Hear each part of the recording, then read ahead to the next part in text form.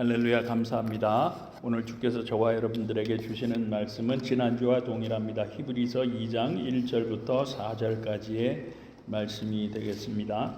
다 찾으신 줄 알고 우리 한 목소리로 같이 읽겠습니다. 시작.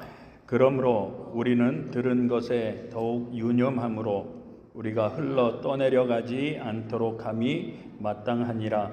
천사들을 통하여 하신 말씀이 견고하게 되어 모든 범죄함과 순종하지 아니함이 공정한 보응을 받았거든.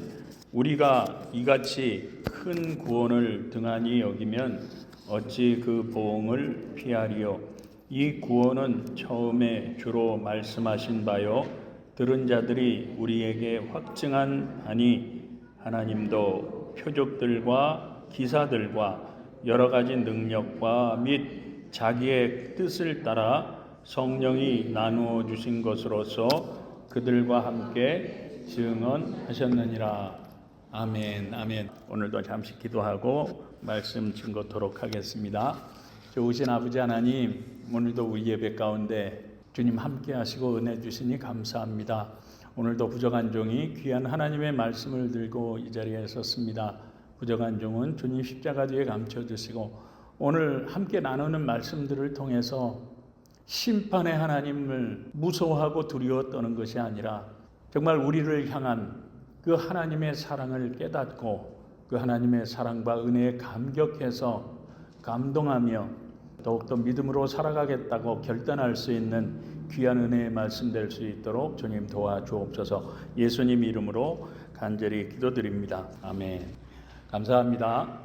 지난주에 하나님의 심판과 보응에 대해서 말씀을 나누었었는데 보응과 심판이라고 하니까 야, 하나님은 정말 무서운 분이네, 잔인한 분이 아닐까 그렇게 생각을 하는데 정말 그 하나님의 심판 때문에 두려워 떨며 살아야 하는지, 오늘은 하나님의 보응과 심판에는 어떠한 의미가 담겨져 있는지 그 의미에 대해서 조금 더 깊이 살펴보면서 은혜를 함께 나누려고 합니다. 무슨 말씀인가 하면요, 많은 사람들은 예수를 믿든지 믿지 않든지 간에 이렇게 말을 하죠.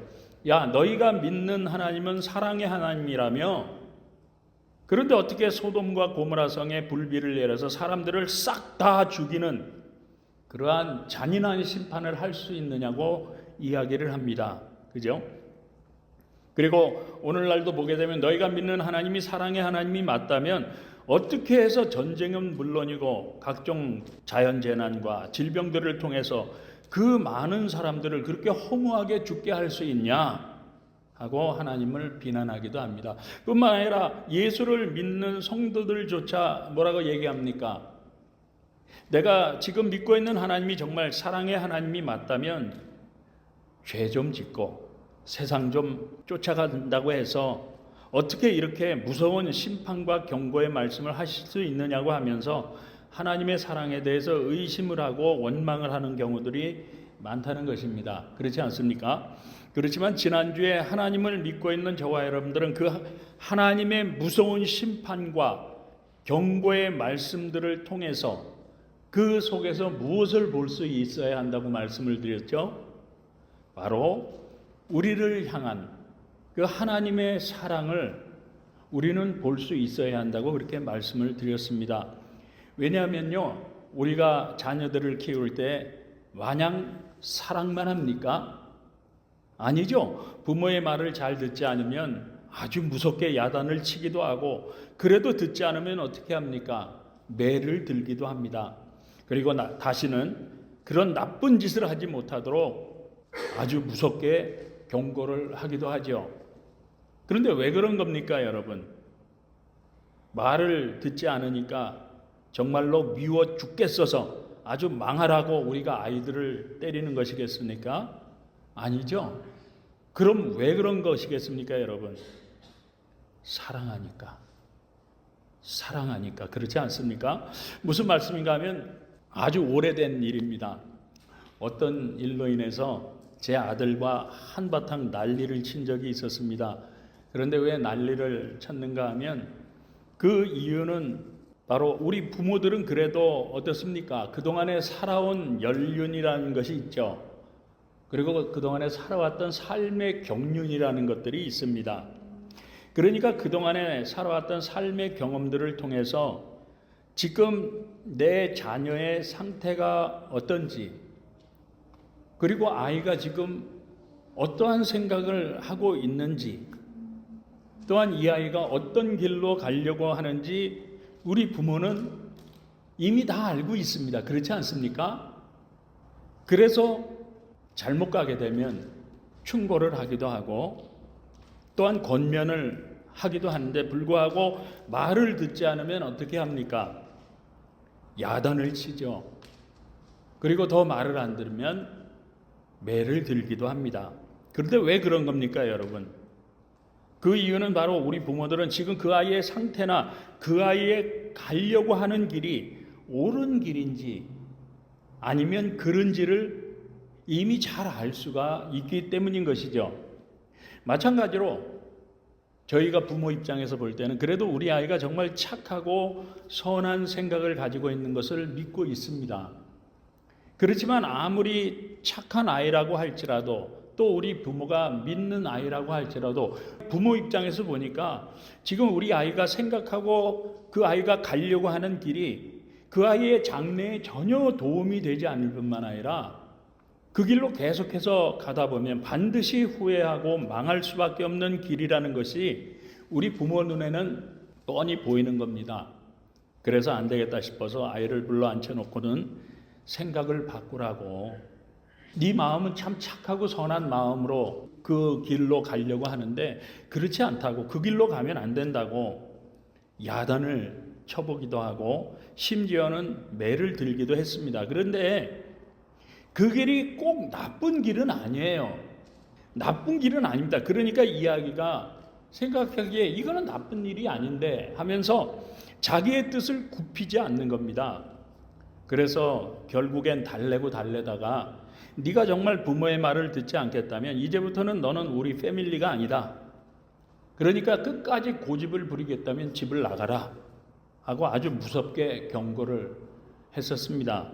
그러자 이 아이가 며칠 동안 고민하더니 어느 날 와서는 알겠다고, 부모님의 말에 순종하겠다고 이야기를 하는 겁니다. 그래서 잘 생각했다고 위로와 격려를 해준 적이 있었습니다.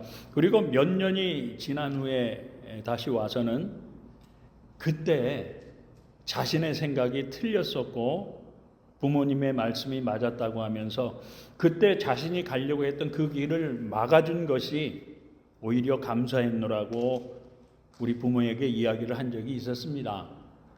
무슨 말씀인가 하면요, 우리 부모 입장에서 정말로 사랑하는 아이에게 야단을 치고 매를 때리기도 하고 무섭게 경고를 했던 이유는 무엇이었겠습니까, 여러분?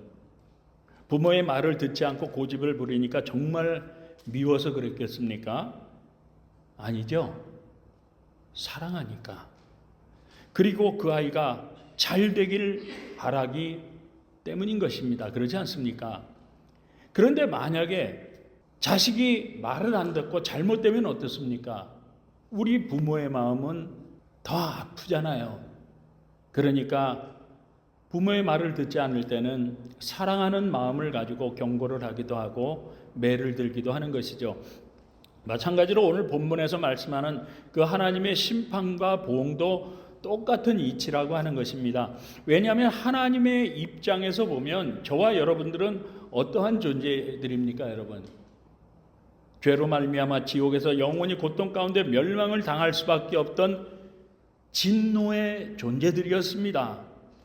그렇지만 그럼에도 불구하고 하나님을 우리를 사랑하셔서 하나님의 독생자를 이 땅에 보내셨을 뿐만 아니라 우리 죄를 대신해서 십자가에서 피 흘려 죽게 하신 그 하나님의 아들이신 독생자 예수님의 생명과 맞바꿔서 그 예수님의 생명으로 구원받은 하나님의 자녀들이 바로 저와 여러분들이잖아요. 그렇지 않습니까?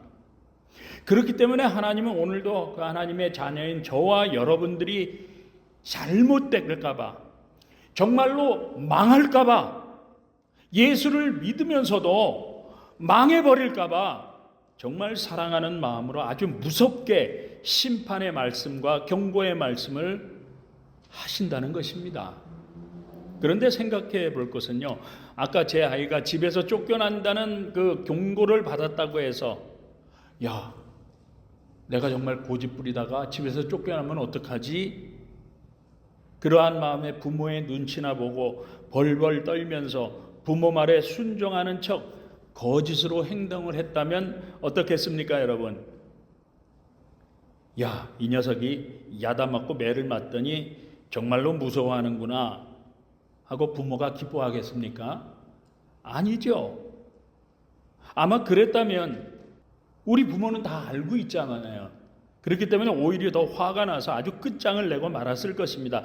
그렇지만 부모의 말에 순종을 하니까 결국엔 모든 일들이 잘 해결되었고 지금까지 행복한 가정을 이루고 살고 있듯이 하나님 앞에서 저와 여러분도 마찬가지라는 겁니다. 무슨 말씀인가 하면 우리가 하나님 앞에서 두려워 떤다고 하는 것은요, 하나님께서 말씀하신 경고와 심판이 무서워서 마냥 움츠리고 있어야 한다는 것을 말씀하는 것이 아니라, 야, 하나님이 나를 얼마나 사랑하시면 지금 당장 돌이키라고, 당장 네 생각을 바꾸라고, 네 행동을 돌이키지 않으면 심판하시겠다고, 때리겠다고 이처럼 무섭게 경고를 하시는 것일까? 그것을 생각할 수 있어야 한다는 것이죠. 뿐만 아니라 그 무한하신 하나님의 사랑에 대해서 감격함으로 두렵고 떠는 것을 말씀하는 것입니다. 어떻게 이해가 되시는지 모르겠습니다. 무슨 말씀인가 하면요, 누가복음 15장에 보면 여러분들이 잘 아시는 탕자의 비유가 나옵니다. 어느 집에 두 아들이 있었죠. 그런데 어느 날 작은 아들이 아버지께 오더니, 아버지, 나에게 물려줄 재산을 먼저 주십시오. 답답해서 못 살겠습니다 하면서 이제부터는 마음껏 자유롭게 살아보고 싶습니다 하고 와서는 떼를 씁니다. 그러자 아버지는 하는 수 없이 작은 아들에게 물려주려고 했던 재산 절반을 뚝 띄워주죠. 그러자 아들은 기뻐하며 뒤도 돌아보지 않고 멀리 떠나버리고 맙니다. 그런데 그 많은 재산을 가지고 떠난 아들이 잘 됐습니까? 허랑방탕한 삶을 살다가 그만 가지고 있던 거 다 잃어버리고 거지가 되고 말았죠. 심지어는 돼지를 치는 일을 하면서 돼지가 먹는 쥐염 열매를 먹으면서 근근히 살아가지요. 그러다가 안 되겠다 싶어서 그래도 내가 아버지 집에 가면 지금보다는 좋을 텐데 생각을 하고는 하인이라도 좋으니까, 종이라도 좋으니까 정말 제발 좀 받아만 달라고 용서를 빌자 결심을 하죠. 그리고는 떨리는 마음으로 집으로 돌아갑니다. 그런데 아버지는 어떻습니까? 이미 동구 밖까지 나와서 기다리다가 그 아들을 반갑게 맞아 주었을 뿐만 아니라 맨발인 그 발에 새 신발을 신겼죠. 낡은 옷을 벗기고는 좋은 옷으로 갈아입혀 줍니다. 그리고 손가락에 반지를 끼우고는 아들의 지위를 회복시켜 주죠. 그리고 더 나가서 송아지를 잡습니다. 정말 풍성한 음식을 준비해서 동네 잔치를 열어서 이야기를 하죠. 내 아들이 돌아왔으니까 우리 같이 먹고 마시고 즐기며 이 기쁨을 우리 함께 누리자고 온 동네 사람들을 다 초청하죠. 그때 그 모습을 보고 있는 그 아들의 심정은 어떠했겠습니까, 여러분? 정말 가슴이 벅차오르는 감동 가운데 그 아버지의 사랑에 감격하며 눈물을 흘렸을 것입니다. 그렇지 않습니까? 그리고 그 아버지의 사랑에 조금이라도 누를 끼칠까봐 그 다음부터는 오히려 두렵고 떨리는 마음으로 행동도 굉장히 조심했을 거예요. 그렇지 않습니까? 정말 겸손한 마음으로 아버지가 무슨 말씀을 하시든지 간에 그 말씀에 순종을 했을 것입니다.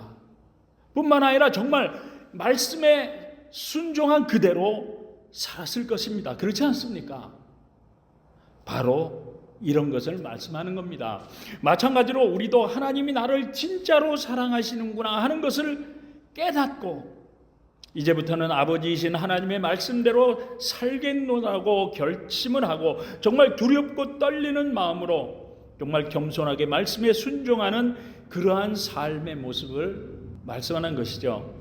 그래서 사도 바울이 빌립보서 2장 12절에서 정말로 하나님의 사랑을 깨달았다면 이렇게 살아야 한다고 말씀하고 있는데 보시면, 그러므로 나의 사랑하는 자들아, 너희가 나 있을 때뿐 아니라 더욱 지금 나 없을 때에도 항상 복종하여 두렵고 떨림으로 너희 구원을 이루라. 그런데 이 말씀에서 두렵고 떨림으로 너희 구원을 이루라는 말씀은 무슨 뜻이겠습니까, 여러분? 이제부터 잘 들어보세요. 하나님은요, 우리의 잘못을 보응하는 분이라고 말씀을 드렸습니다. 보응을 한다는 게 무엇입니까? 징계하고 때린다는 말씀입니다. 뿐만 아니라 아주 무섭게 심판하시는 분이라고 말씀하셨는데, 이 말씀을 듣고 우리는 이렇게 생각하지요. 하나님이 그렇게 무서운 분이면 나는 어떻게 살지? 야, 이거 조금이라도 잘못하면 하나님께 야단 먹고 매 맞을 뿐만 아니라 심판도 받을 수 있는데 어떡하지? 하면서 두려움 가운데 떨며 갇혀 사는 그러한 말씀을 하는 것이 아니라, 야, 나 같은 자가 무엇이간데 하나님께서 이처럼 나를 사랑하셔서 독생자 예수님을 보내주셨을 뿐만 아니라 나 같은 자도 구원해 주시기 위해서 그 참혹한 십자가에서 피 흘려 죽으시기까지 나를 사랑하셨을까? 뿐만 아니라 예수님의 그 피로 말미암아 천국의 영생이라고 하는 이 엄청난 영광과 소망을 주셨으니 이 얼마나 감사한 일이 아닐까 하면서, 이러한 하나님의 사랑을 내가 받았는데 혹시라도 내가 죄 가운데 빠져서 잘못 삶으로 인해서 하나님의 영광이 가리워지면 어떡하지? 나로 인해서 하나님의 이름이 더럽혀지면 어떻게 하지? 이처럼 하나님 앞에서 두렵고 떨리는 마음으로 정말 거룩하고도 경건하게 살아가려고 날마다 자신을 돌아보고 회개하며 하나님의 영광을 위해 살아가길 애쓰고 노력하는 그러한 신앙의 삶을 말씀하는 것입니다. 이것이 바로 두렵고 떨리는 마음으로 구원을 이루어가는 삶이라고 하는 것이죠. 어떻게 이해가 되셨나요? 그런데 이 말씀의 시작이 뭐라고 기록이 되어 있습니까, 여러분? 보시면 그러므로 나의 사랑하는 자들아, 그죠? 무슨 말씀인가 하면 그러므로 하면서 너희는 두렵고 떨림으로 구원을 이루라고 말씀하신 그 말씀의 배경을 아시게 되면 아마 이 뜻을 이해하실 수 있을 것입니다. 무슨 말씀인지 빌립보서 2장 5절부터 8절까지 우리 같이 한번 읽어볼게요. 시작. 너희 안에 이 마음을 품으라. 곧 그리스도 예수의 마음이니 그는 근본 하나님의 본체시나 하나님과 동등됨을 취할 것으로 여기지 아니하시고 오히려 자기를 비워 종의 형체를 가지사 사람들과 같이 되셨고 사람의 모양으로 나타나사 자기를 낮추시고 죽기까지 복종하셨으니 곧 십자가에 죽으심이라. 믿으시면 한번 아멘 하시죠. 아멘. 무슨 말씀입니까, 여러분? 이 말씀의 뜻은요, 나 같은 자를 위해서 독생자 예수 그리스도께서 저 하늘의 영광스러운 보좌를 버리시고 이 땅에 오시기까지 한없이 자기를 낮추시고 낮아지셔서 나와 똑같은 사람이 되셨을 뿐만 아니라 그 참혹한 십자가에서 내 대신 내가 받을 그 고통을 다 당하시고 피 흘려 죽기까지 나를 사랑하지 않으셨냐는 겁니다. 그러므로 나를 사랑하신 그 하나님의 사랑이 더럽혀지지 않도록, 나 때문에 그 주께서 지신 십자가의 은혜가 손가락질 당하고 욕먹지 않도록 정말 두렵고 떨림으로 주님이 기뻐하시는 삶을 살아가야 하지 않겠냐는 것이죠. 그러니까 그 하나님의 사랑과 십자가의 은혜에 감격해서 억지로가 아니라 정말 기쁨과 감사함으로 겸손하게 하나님의 말씀에 순종하며 거룩하고도 경건한 삶을 살아가는 것, 이것이 바로 하나님의 사랑에 감격해서 두렵고도 떨리는 마음으로 구원을 이루어가는 신앙생활이라고 하는 것입니다. 다시 말씀드려서 우리 자녀들이 야단 맞지 않기 위해서, 매맞지 않기 위해서 부모의 눈치나 보며 억지로 순종하는 삶을 사는 척을 한다면 그 삶이 올바른 삶이겠습니까? 아니죠. 오히려 잘못된 길로 가는 삐뚤어지는 삶을 사는 것일 것입니다. 그렇지 않습니까? 마찬가지로 우리도 하나님의 심판과 보응이 무서워서 하나님께 야단맞지 않고 매맞지 않으려고 억지로 거짓으로 신앙생활을 하는 것은요, 올바른 신앙생활이 아니라고 하는 것이죠. 오히려 나를 사랑하신 그 하나님의 사랑에 감사하고 감격해서 혹시라도 하나님의 이름이 욕되지 않을지, 나로 인해서 하나님이 욕먹고 손가락질 받지는 않을까라고 하는 그런 두렵고 떨리는 마음으로 스스로 말씀에 순종하는 삶이 바로 하나님의 영광을 위한 두렵고 떨림으로 구원을 이루어가는 참된 신앙생활인 줄 믿게 되시길 주님의 이름으로 축원합니다. 여러분, 사랑하는 성도 여러분, 지금 이 모든 말씀을 들으셨잖아요. 그런데 지금 예배를 드리고 있지만 오늘 교회에 가지 않으면 왠지 찝찝해서 나오신 분 혹시 계시지 않습니까? 남들 다 놀러가고 쉬고 있는데 왜 나만 교회에 가야 되지? 하고 마음이 불편한 채로 나오신 분 혹시 계신가요? 주일날 예배에 빠지면 하나님께 벌을 받을까 무서워서 나오신 분이 있나요? 만약에 있으시다면 지금부터라도 생각을 바꾸시기 바랍니다. 어떻게 바꿉니까? 우리 성도님들 모두 연애를 해보셨을 압니다. 그런데 연애할 때 어떻습니까, 여러분? 아무리 거리가 멀어도 찾아가서 만나고 정말 보고 싶잖아요. 그렇지 않습니까? 저만 그랬나요? 저는 연애할 때 졸업반이었습니다. 학생이었습니다. 그때 사모님이 피아노 학원을 했을 텐데 매일같이 출근 도장을 찍었고요. 학교가 끝나면 득달같이 달려가서 퇴근할 때까지 같이 있다가 집에까지 모셔다 주었습니다. 그러다가 예비군 훈련 때문에 일주일 동안 보지 못했더니 아주 미치겠는 겁니다. 그런데 왜 그랬겠습니까, 여러분? 사랑하니까, 보고 싶으니까, 만나고 싶으니까. 그렇지 않습니까? 모르시면 말도 하지 마세요.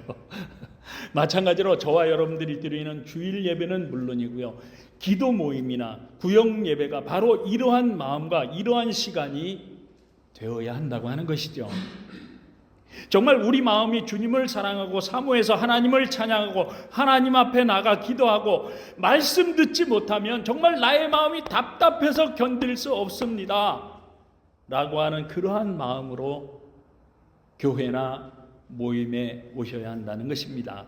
그리고 이러한 마음을 가지고 예배를 드리고 모임에 참석한다면 우리 성도님들의 마음은 어떻겠습니까, 여러분? 아마 그 자체로 큰 축복이 될 것입니다. 그렇지 않습니까? 뿐만 아니라 우리 예배 가운데 주시는 그 하나님의 크신 은혜로 넘쳐나는 시간들이 될 것입니다.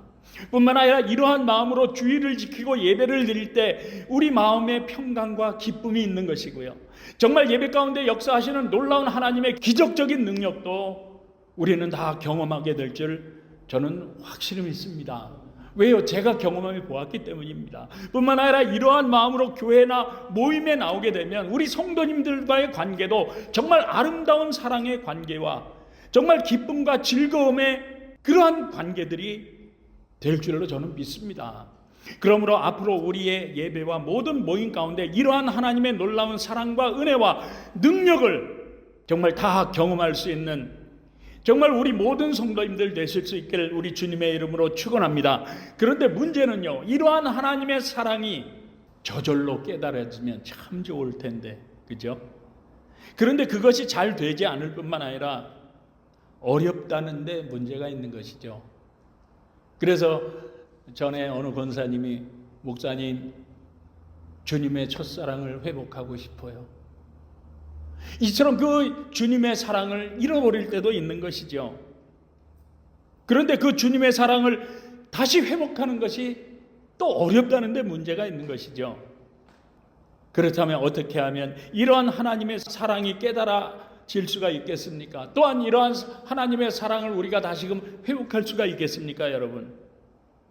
방법은 딱 하나입니다. 그것이 무엇인가 하면요, 바로 하나님의 사랑을 깨닫게 해달라고, 다시 하나님의 사랑을, 그 첫사랑을 회복하게 해달라고 기도하면 되는 줄 믿으시기 바랍니다. 기도해야 한다는 것이죠. 어떻게 해요? 에베소서 3장 18절과 19절 말씀을 보시면, 능히 모든 성도와 함께 지식에 넘치는 그리스도의 사랑을 알고 그 너비와 길이와 높이와 깊이가 어떠함을 깨달아 하나님의 모든 충만하신 것으로 너희에게 충만하게 하시기를 구하노라 하고 사도 바울이 에베소 교회 성도들에게 하나님의 사랑인 또한 예수 그리스도의 사랑을 알게 되기를 바란다고 기도하고 있는 것처럼, 저와 여러분도 그 하나님의 깊고 넓은 사랑과 예수 그리스도의 십자가의 은혜와 사랑을 깨닫게 해달라고 기도하면 된다고 하는 것이죠. 그렇게 저와 여러분도 기도를 통해서 하나님의 사랑과 그 하나님의 사랑을 온 몸과 마음으로 체험만 할 수 있다면 어떻겠습니까? 전에 어느 권사님으로부터 그런 간증을 들었어요. 전에는 교회 가기가 되게 귀찮았답니다. 남들 다 쉬고 있는데 왜 교회에 가야 되지? 왜 내 돈 내고 교회를 다녀야 되지? 짜증이 났답니다. 그런데 어느 날 어느 집회에 가셨다가 성령 세례를 받으신 거예요. 주님의 첫사랑을 경험한 겁니다. 그랬더니 그때부터요, 교회가 가고 싶어 죽겠다는 겁니다. 찬양하는 게 그렇게 좋다는 것입니다. 전에는 트로트 틀고 뽕짝 틀고 거기에서 즐겼는데 이제는 교회 가는 게 그렇게 기다려지더랍니다. 바로 이러한 것을 이야기하는 것이죠.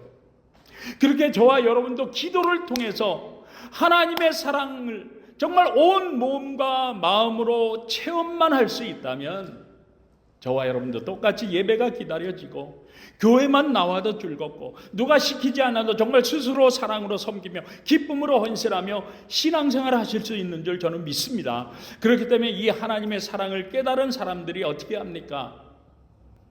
지난 4월에 아프리카 우간다로 아이 둘을 데리고 떠나는 선교사의 출정식을 본 적이 있습니다.